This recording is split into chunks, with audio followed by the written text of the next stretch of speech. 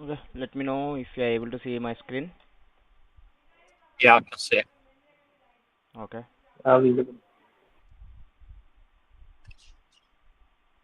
Okay, so till yesterday, what we have done a site-to-site VPN configuration between our multiple branches or between our DC and our branch, right? And we have seen how to do a troubleshooting of our site-to-site VPN using a FortiGate firewall. Today, we will go with another VPN concept,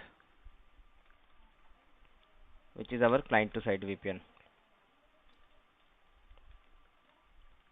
Some people call it a RAVPN, which is a remote access VPN.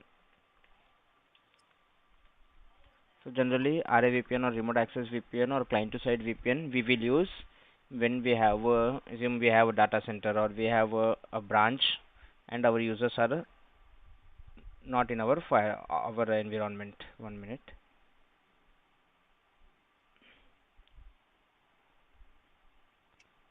Suppose this is my environment. I am having a firewall. Okay, this is my firewall. Then I am having sorry, this is my internet connection. This is my ISP internet connection. This is my data center DC, and I am having some websites here. I am having another server environment. Suppose this is my another AD server or DSCP server or whatever server in my office environment. This is my web server or internal web server. Okay, so we have a users or everyone in our office and everyone able to connect to our DC or DSCP or AD server, everything. But now our users are not in our office. The users are roaming client. Suppose this is our another user which is doing a work from home, or here we are having another user which is in a roaming or he is in a customer location, or he is not in our office environment, he is outside over the internet connection. Now he want to access our web server. This web server is not a public server, this is only a company server, or he wanted to access our AD DSCP on anything from a office, or suppose this is a user who is not in our office. Okay, a user is sitting somewhere, or suppose he is in a hotel and he want to work, or he wanted to access office portals or anything. Suppose he wanted to apply a leave, he wanted to do any timesheet application or anything he wanted to access. For this, whatever this particular application, these are internal applications which are not shared over the internet. Now how will I access these particular applications? So for this, I need to either be in office or I need some solution where I can access my office applications over the internet remotely, right? So what we will do, we will create a RAVPN solution where a client would be having some software. See, on a site to site VPN, what was happening? This was one site and this was another site. Here we were having a VPN connected or VPN established. Here also we were having a VPN established, right? So this is called one site to another site to VPN. But in a client to site VPN, what will happen? This is our site, this is our client. Okay, here we will enable a VPN, and on the client side we would be having some type of VPN software. In a FortiGate we call it a FortiClient VPN. Okay, so using a FortiClient VPN we will do all the IPsec settings. The settings would be same phase 1 and phase 2 settings. On a client side we will do again phase 1 and phase 2 settings. Again we will give a password, a PSK pre-shared key. Along with this, when we are using a client side VPN, we will use a username and password. The users would be like local users, or it can be AD, or it can be FSSO user, anything would be possible. Okay, so these settings we need to do in our client side VPN. After we connect a client side VPN, the user or our client can able to access our internal resources or resources which is not a public facing, which is our organizational resources. It can be anything, it can be your FTP server or whatever it is. Okay, so client can access anything using a private communication, there would be no public communication. Okay, is it clear? Yes. Yeah. Okay, What about SSL VPN? Is it different? SSL VPN is depreciated in FortiGate now. We are not using SSL VPN anymore. FortiGate removed SSL VPN configuration fully from FortiGate firewalls. For SSL VPN is not supported now. Okay, so If you want a remote access VPN solution in a FortiGate, IPsec protocol only you need to use. You cannot use SSL now. Okay. Okay. Then when we have a remote access VPN, there are two things available. With the RAVPN, we have two things. Okay, let us go to our notepad again.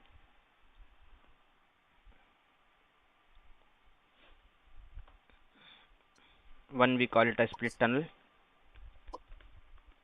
one we call it a full tunnel. With the split tunnel,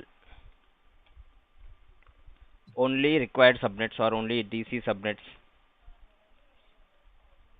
or required subnets are allowed from tunnel.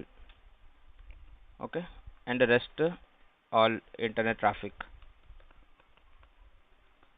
will flow from local ISP or local internet.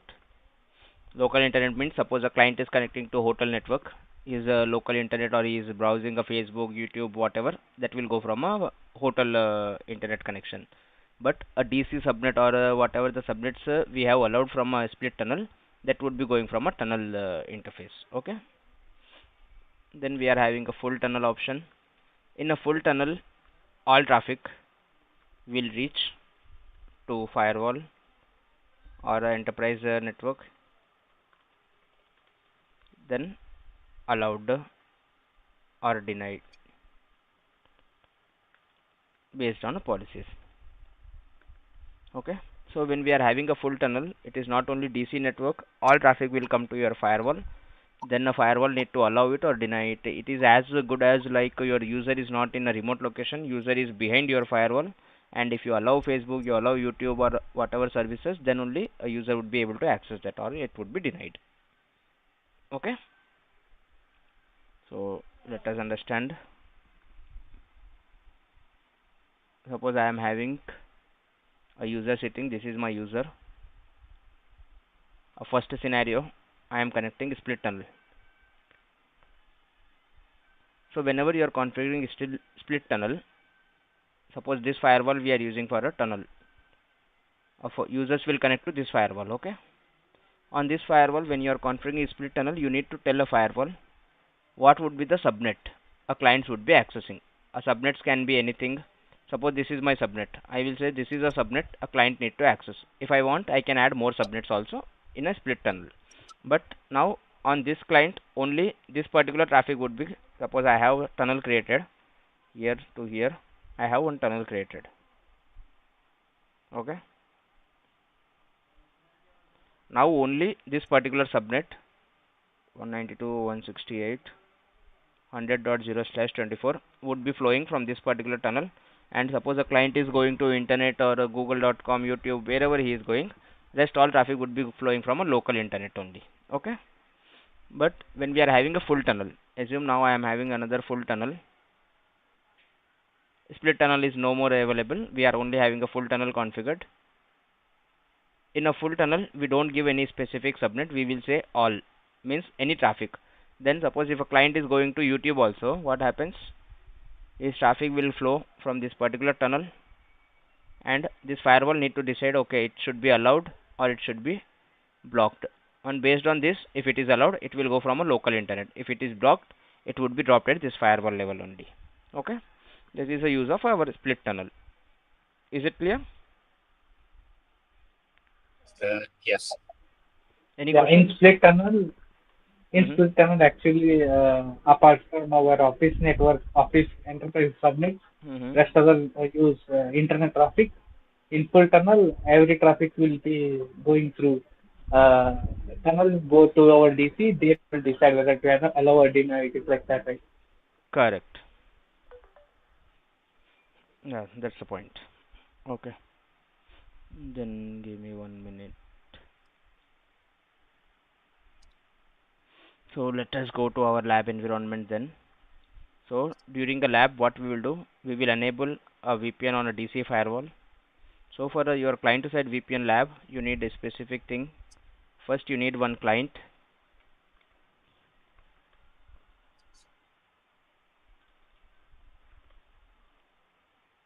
Okay, let us understand. On a DC firewall, we are going to enable. So phase 1, I will say encryption,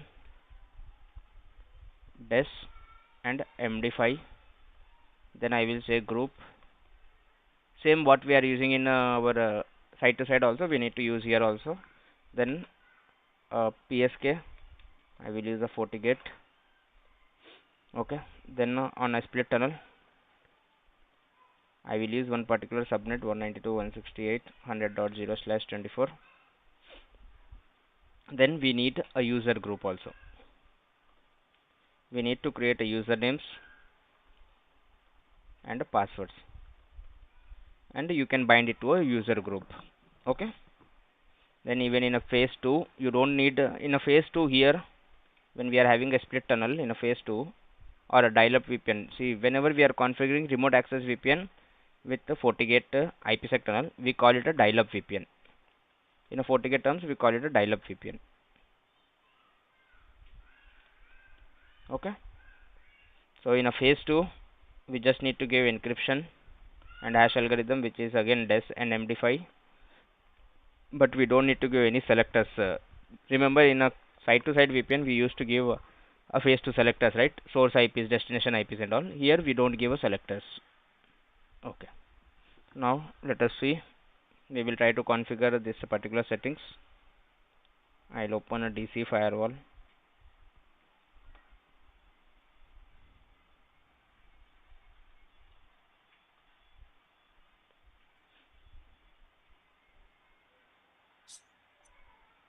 Okay, this is our branch. We don't need anything over this.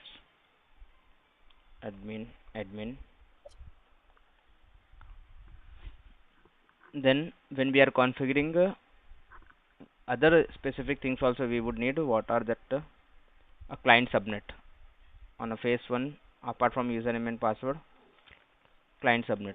So using this particular subnet, whatever we give, a client will get a IP address. Suppose this is a user, right? For example, we will use this particular user as a connectivity, or this would be our client, a remote access VPN client. Okay.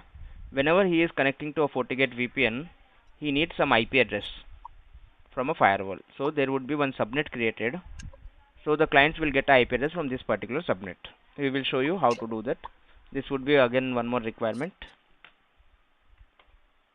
So for client subnet, we can use one specific thing, 172.168.1.0/24. Okay. Then other things at a client side, we would need a FortiClient VPN software. You can download this particular software from a FortiGate website free of cost. Let me show you. If you go to, just type a FortiClient VPN download, you would get into Fortinet product downloads. Click on FortiClient VPN only. Don't go for EMS or other solutions. That would be again a licensed version. Click on FortiGate VPN only. Then download for Windows. It will ask you your username, password. No, it will ask you your name and email ID. Just type your company email ID and username. Sorry, not username. Like your first name, last name, company email ID, and company name, and download. That's all. You will not get any email or anything. Just it is for their internal purpose. So that's all. You will get you will download a FortiClient VPN. Then you need to install client machine should be a work group or a domain. It can be anything. If it is in domain, then you may need to have a permission to install that particular software. If it's in work group, you can install it yourself only. Okay. Then now we are having a FortiClient installed, downloaded. So I am installing it. It is like how you install any other software. Double click and click next for software installation. Then setup, how to do it, we will see that.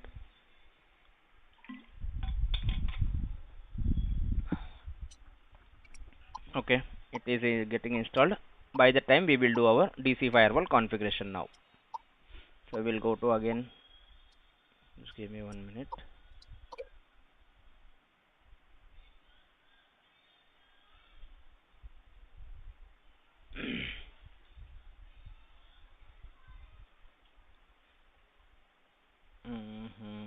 Okay.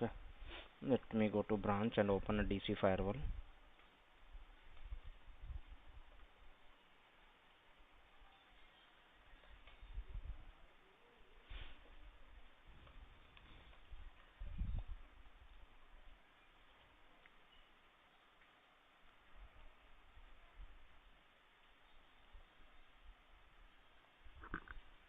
Okay. Let us see.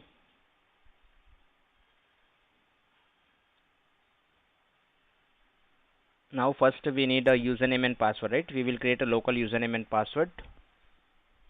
Let us go to users and authentication, a user definition. We will create one user. A user would be like user1, and we will give a password. Okay, done. We will create a user group also and add a user into a user group. Suppose I am creating a user group like a VPN group. Okay. Done, no problem. So user would be part of this VPN group. I will create another user also. User 2.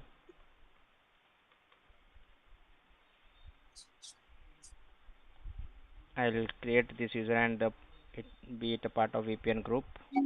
Submit. Done. Now we have a user database available. Let us go to VPN, IPsec tunnels. We will say we'll create a new IPsec tunnel. This time we will say we need to create a remote access VPN. Okay. When you create a remote access VPN, it will say, okay, you need to have a 40 client to connect to remote access VPN. That would be fine. I will say VPN or RAVPN, we can say. Next, then what would be our incoming interface? The users will try to connect to our WAN public IP. Then what would be the pre-shared key? FortiGate would be my pre-shared key. Okay. Then what is a user group? A VPN group. Done. Then what is your local subnet? Local subnet would be my LAN subnet. What would be the client IPs? I'll say 172.16.1.1.22, 172.16.1.100. This should be the client IPs a client should be getting. Okay, and you see here enable it IPv4 split tunnel means they will get the IP from this particular a local address. We need to give it like our LAN subnet, a DC subnet. So users will get a IP from users will get a split tunnel as a DC subnets. If you say all, he will get again all as the address. Okay. Then a client option, so that's okay. Review settings, create. Show tunnel list. Let us go and edit this particular things. There would be some settings we need to edit it. Convert to a custom tunnel we need to say first. Okay, done. Now let me do one thing. A tunnel is a dial-up users. Done. RAVPN settings, enable IPv4 split tunnel. Accessible network, you see this would be our accessible network, which is our DC subnets. Okay, done. Then under authentication, let us see, I need to use IK version 2. Then I need to use the encryption DES and MD5. When we use a tunnel with automatically template, it will use always a higher encryption, so that would be issue for us. Okay, done. 1 minute. I need to check phase 2 also. There would be no subnet given for a phase 2. DES and MD5 group 5. Done. There should be 2 more things we need to do when we are going for a dial-up VPN. Let us see. So I need to go via CLI. This particular commands we need to use when we are having a version 2 only. When we are having version 1, we don't need to use this particular commands, because IK version 2 uses EAP authentication. Config VPN IPsec phase 1 interface, edit RAVPN, set EAP enable, then set EAP identity, send request, then set auth group. I'll say any group you need to use. Then we can control a users or a user groups from our security policies. Okay, done. Again, let me go to our VPN concept. I'll go to policy and object. Now I need to create a policies from RAVPN to LAN, from LAN to RAVPN. Okay, there is one policy available, RAVPN to LAN. Here I need to have a user groups available. Only the subnet is added. There is no user group available. So now I need to add one user group. So what is our user group? A VPN group. Okay, done. There is no NAT required for this. All sessions done. Okay, we have this settings or this particular configuration available. Now let us go to our client. Our client is also same PC. 1 minute. So let me open our FortiClient software. Finish.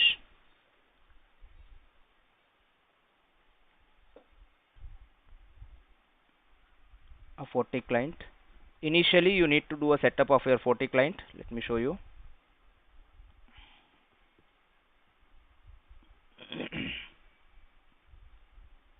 I acknowledge. Configure a VPN. So we will say I wanted to use a IPsec VPN. Connection name. You can give any name. This is a local to your FortiClient, not a firewall. Then remote gateway should be 100.1.1.1. Whatever your firewall public IP. Then pre-shared key, FortiGate. Okay. Then additional settings. I will say I wanted to use a version 2. I don't want to use a version 1. Then a phase 1. I will say I will use a DES and MD5. Here, okay, you select DES and SHA-1. It will use any of the one. I need to use a group 5, the one which I am using at a firewall level. Then phase 2 also it should match whatever configuration we did at a firewall. DES MD5, DES SHA-1. Then defy element group would be 5. Done. Okay, let us see. Let us wait for a couple of minutes. We have done a configuration, but it is not reflecting. Okay, reflecting now. Now I need to type a user1 as a username and a password. Okay, try to connect. Oh, it is not connecting. No, it is not connecting. Let us see. The traffic is not even going to firewall, I feel. Suppose I'll say ping 100.1.1.1. or now it is going to firewall, then it should connect. We'll wait for a couple of minutes. Let me shut down this or shut down FortiClient VPN. Refresh FortiClient VPN. In your lab environment, FortiClient RAVPN will work very rarely because of limitations of our resources, but we'll see.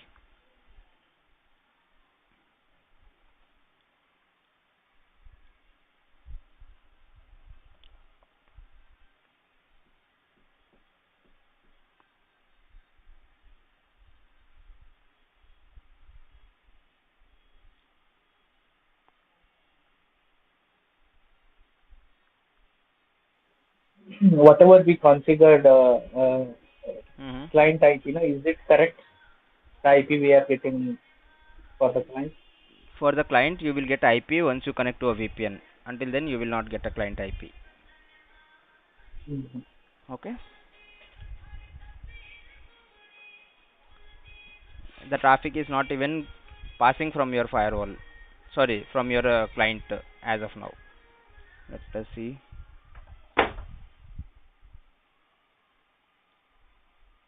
We will do one thing. We'll just restart this PC, then we'll see again. Because we just installed this, right? Restart this.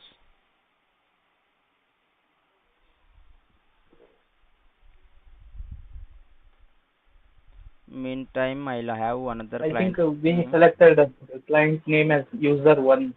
Yes, a user1. That should not be any issue.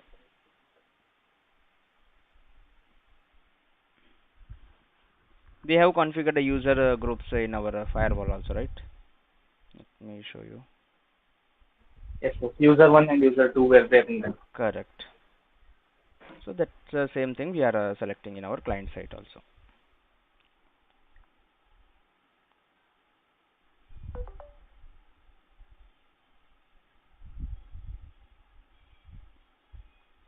We'll just wait for client to reboot, then we'll try again.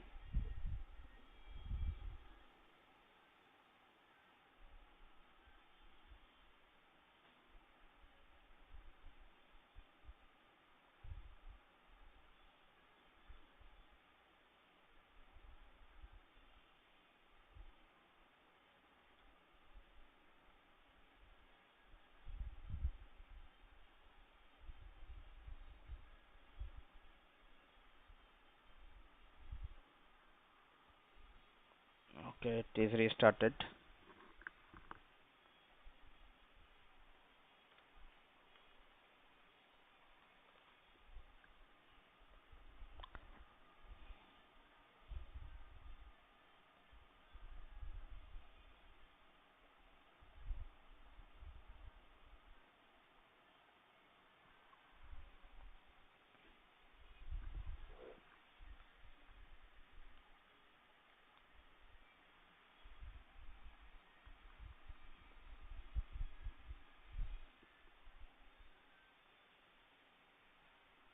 Okay, user 1, then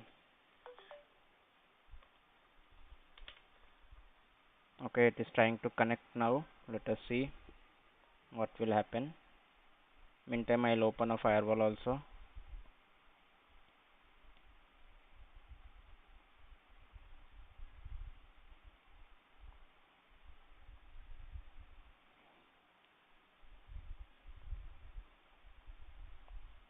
One 192.168.100.1.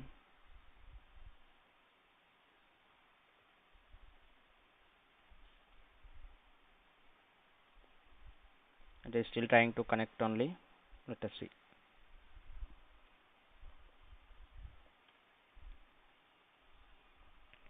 Timeout while connecting to 100.1. Okay. What is the error? If there is any error, we'll see.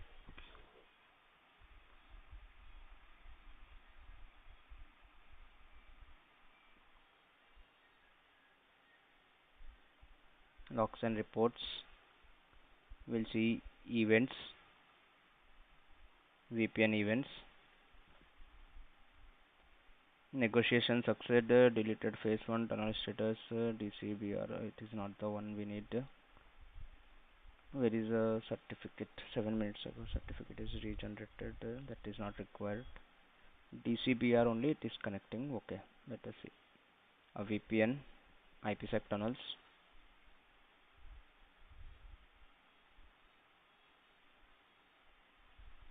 We don't need this one.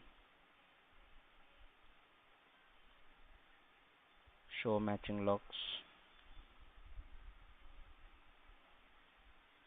There is no logs generated. Okay, let us do one thing. Just give me 1 minute, guys.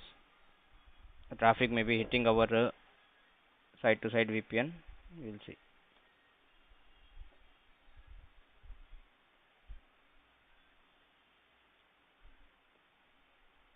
Let me try to connect again. We'll try to do a debug and we'll see.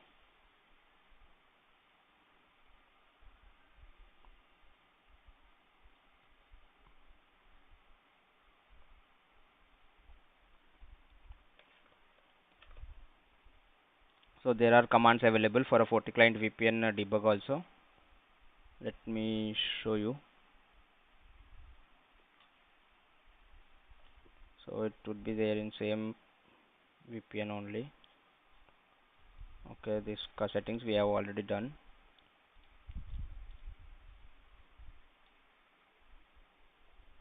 Diagnose, debug, reset.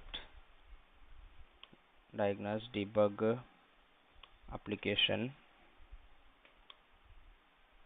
-1. Diagnose, debug application IKE v1 diagnose debug console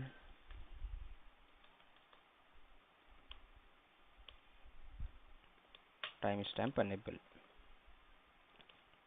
VPN IKE log filter destination address 101.1.1.1. Done. Let us see what will happen, or else we can do one minor change when the traffic is going out. We can do one specific change. Give me 1 minute, guys, because when the traffic is going, it is going via our public IP, which is having the site-to-site VPN configured. Let us see. I will say policy and object IPv4 policy.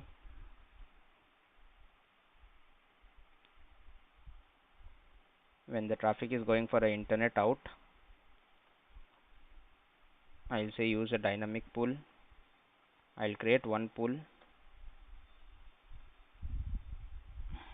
101.1.1.3 101.1.1.3. Done. We will use this pool. Okay. Just give me 1 minute. Internet interfaces. I'll say I will use /24 for now.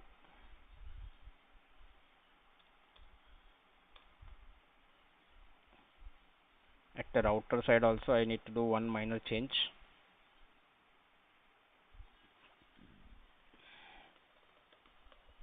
Interface Ethernet 0/1 IP address 101.1.1. Okay, sorry, what is IP on this interface? Let us see. Show IP interface brief. Show run. Okay, 0.2, right? Config T interface Ethernet 0/1 IP address 101.1.1.2. Done. Now let us see what will happen.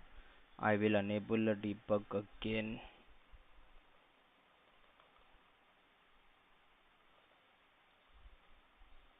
Debug is not working on this.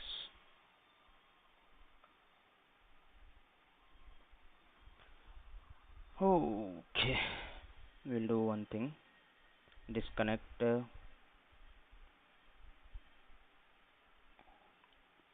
again. We'll try to connect, but 1 minute, hold on.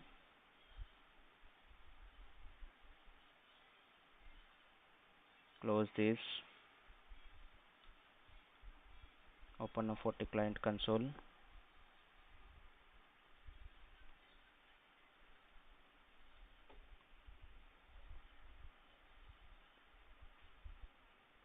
Okay, I'll say again username and password.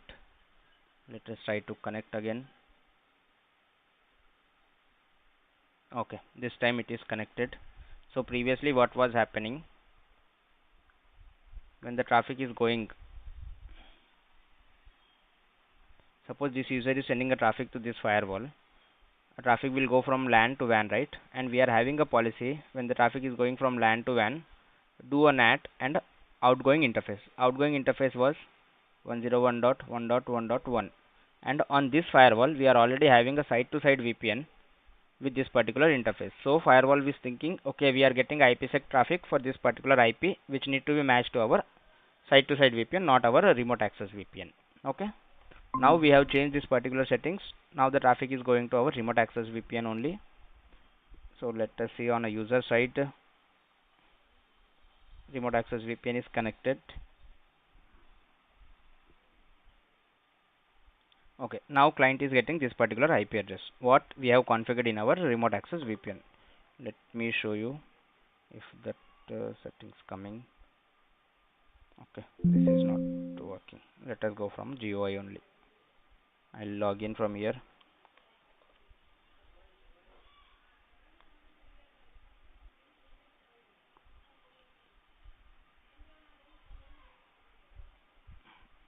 Now we got like remote access VPN working, negotiation succeed, RAVPN.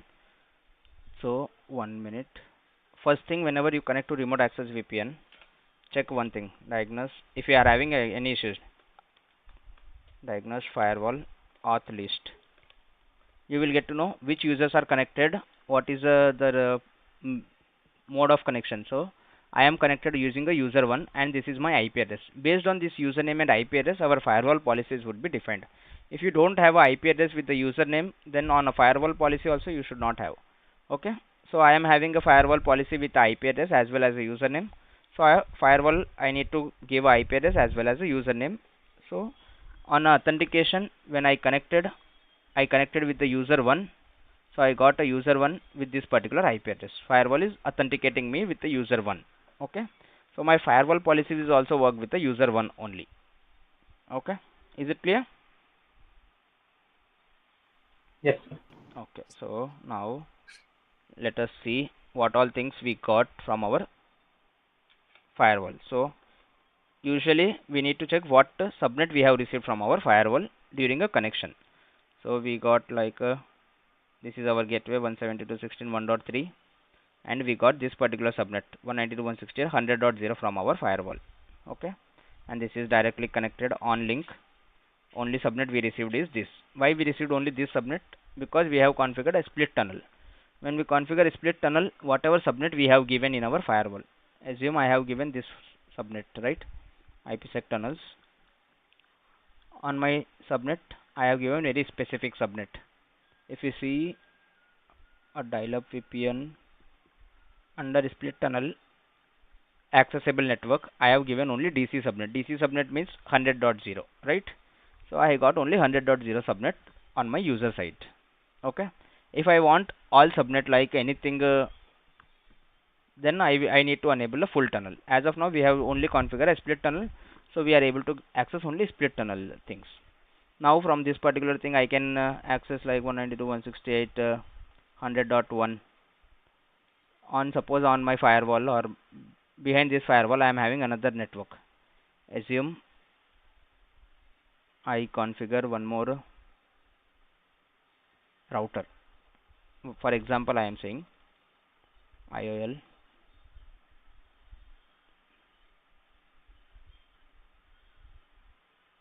L3 router will configure one L3 router, or I can configure VPC also, right? So not required L3 router. Let us wait. Delete this. Now I will say I want one more VPC, another network in my environment. Okay, so this subnet would be different subnet altogether. This would be, assume I am having a subnet 192.168.101.0/24. Okay,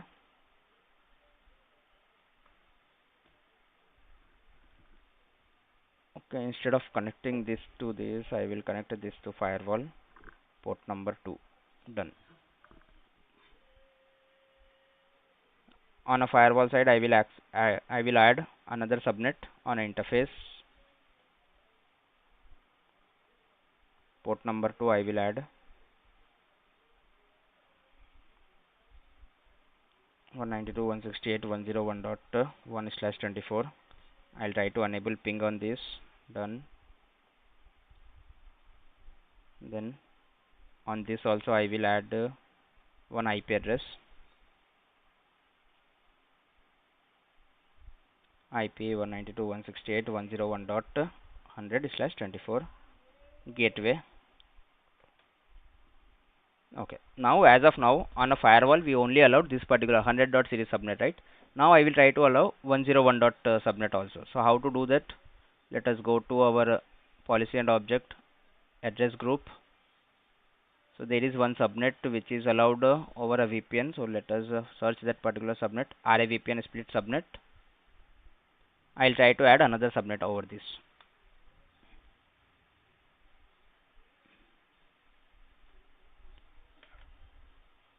What we say, port 2 subnet or something.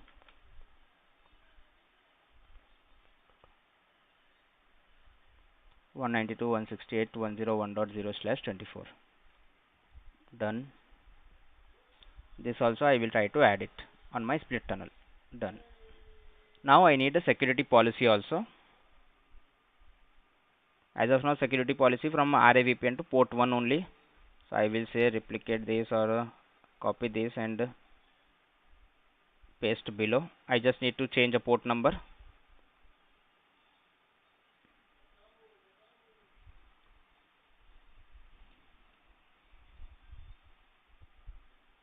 Okay, failed to save changes. Okay, let us do again.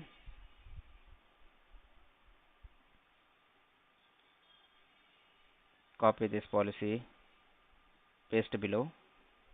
We need to do minor changes. VPN to port 2. Okay, instead of port 1 I'll say I wanted to use for a port number 2. NAT should be disabled and policy should be enabled. Done.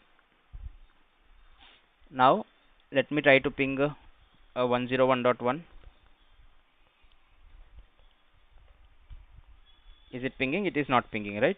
100 will ping because it is working from site to site also. That's why I have added another subnet 101.1. Now let us try to connect a VPN again. User 1.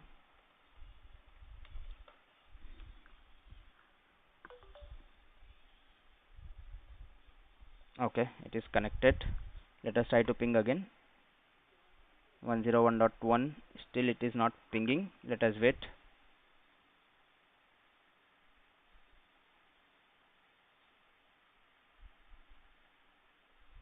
Okay, connected. What all subnets we received? Let us see. We'll say again route print. Previously we received only one subnet, right? Previously we received only 100 series. Now we received 101 series also. But why it is not pinging? Let us see. Let me open a firewall.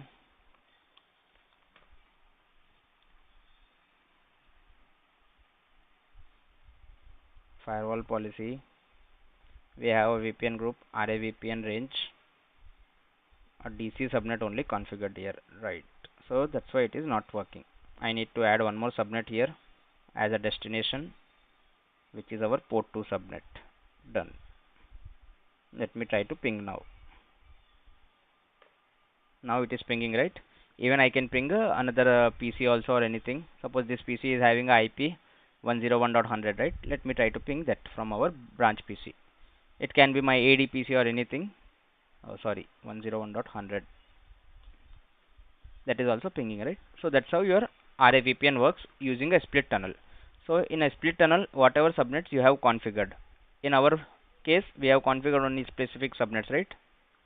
Like 2 subnets we have configured. So users are able to get 2 subnets from our RAVPN. Rest all traffic, if you see a user route print, see how we have a router or routing addresses in our router, right? So same thing we would be having a routing table in our users also. So for our user routing table, a gateway or default address is going from a local internet. Okay, this is the interface. This is local IP.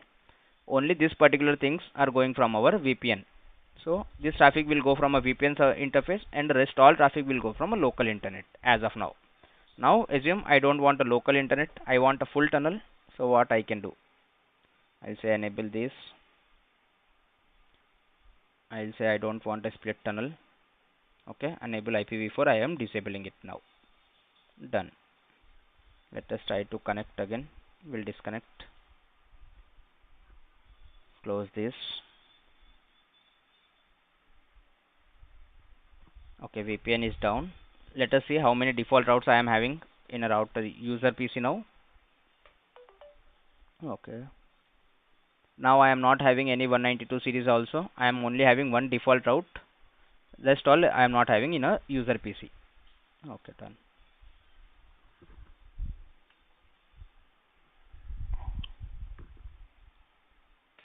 A user 1 only.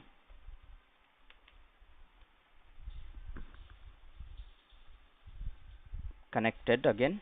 Now let us see what all the routes we have received. Route print. This time we received one specific route, which is a default route that is pointing towards our VPN. Okay. then we have received anything like 192.168.100 dot, we have not received anything, right?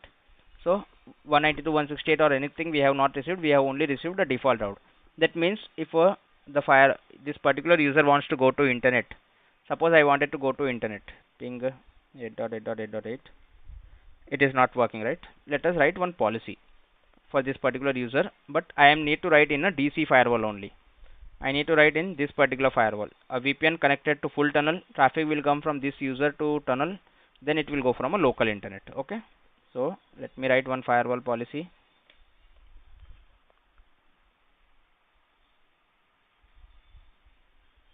We'll say policy and object firewall policy. As of now, if you see under logs and reports forward traffic, there would be a traffic for this user 1, and let us see a destination address.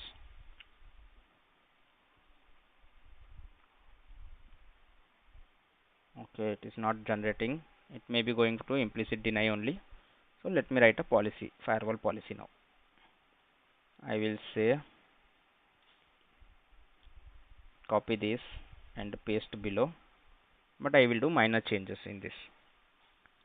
First change would be, we can say this VPN to internet. Incoming interface would be RAVPN, outgoing interface would be our WAN. Okay, source can be all, destination can be all. Okay, we can give source also like a specific thing, a VPN user group, and a source address would be our RAVPN. Give me 1 minute. Where is RAVPN subnet? RAVPN range, and destination can be anything when we are going to internet. Flow based. This time you need to enable a NAT also for this particular traffic. Use outgoing interface, no problem. Then all sessions output. Enable this policy. Done. Let us see if we are able to ping now. We are able to ping as soon as we enable internet on our DC policy, right? DC firewall, right? So that's how your full access VPN or full tunnel VPN will work when you want to control your remote VPN users.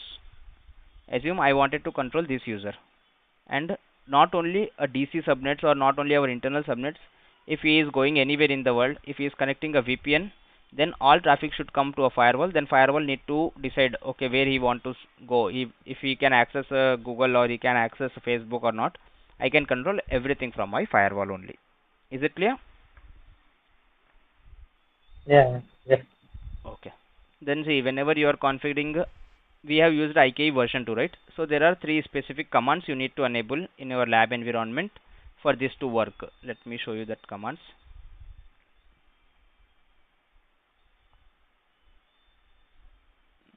Okay, just give me 1 minute. So these are the 3 commands you need to use. First thing, you need to use EAP authentication, because IKE version 2 need to understand or majorly it works on EAP authentication. Your client will send a request based on a EAP protocol. Okay, then you need to tell a firewall, set the EAP identity, send request. By this, firewall will understand who is trying to connect to your firewall. Suppose you are trying to connect with the user 1, but firewall will not be able to understand until you give this particular command. Then set the user group. Suppose you have multiple user groups in your firewall. If you don't give a set user group to this particular thing, then you can only have one user group in your VPN settings. Now I am having 2 user groups, 3 user groups. That will not work in our environment then. So we need to say user group will be any. Then we will say I will control this particular user authentication from a firewall policy. We have given a user groups in a firewall policy, right? From there we would be controlling our users. But in a CLI command we will say in a VPN settings I want to add any user group, then remaining things I will control from my firewall policy. Okay? Is it clear? Yeah, sure. Yes, sir. Yeah. So any questions now? No question. Okay, then. But once the username, local username and password has been created, we can use it on uh, on his personal laptop also, like that. It is kind of VDA solution. I thought only domain system No, it is not. Suppose you are saying I created username password in firewall. and same username password I need to use for PC login, right? No, it is not like for PC login. that. For VPN login only. I'm asking. VPN login you can use it, yeah. Personal also I can use. Yeah, If it is only like authentication is via AD and all, then only the system should be. No, see, domain. if authenticate, no, not mandatory now. Assume you don't have a local users, you have a AD users. Okay, AD users can be anything, LDAP user or a radius user. It is not mandatory that a client part of AD. Okay, a client can be a work group or anything. This is very much possible when you are having a VPN or your company policy says you should not use the local users. You should only use a AD users to connect to a VPNs. But sometimes you need to give access of your VPN to your external customers also, right? And customers cannot be part of your vendor. Vendor cannot be part of your AD group. So that is not mandatory. Your PC is part of work group, or sometimes you are in a remote location and you are having your personal laptop. That time also you can connect a VPN using your personal laptop. Only thing is you need to know your VPN settings. And suppose you are having a MFA, then maybe your MFA is configured for a VPN, email OTP, or it is a 40 token. Then that settings you should be having, or else it is not mandatory anything. Okay. Okay, got it. Yeah. So yeah. Any other questions, guys? Okay then. No, it's great. Yeah, we'll wind up for today. Thank you.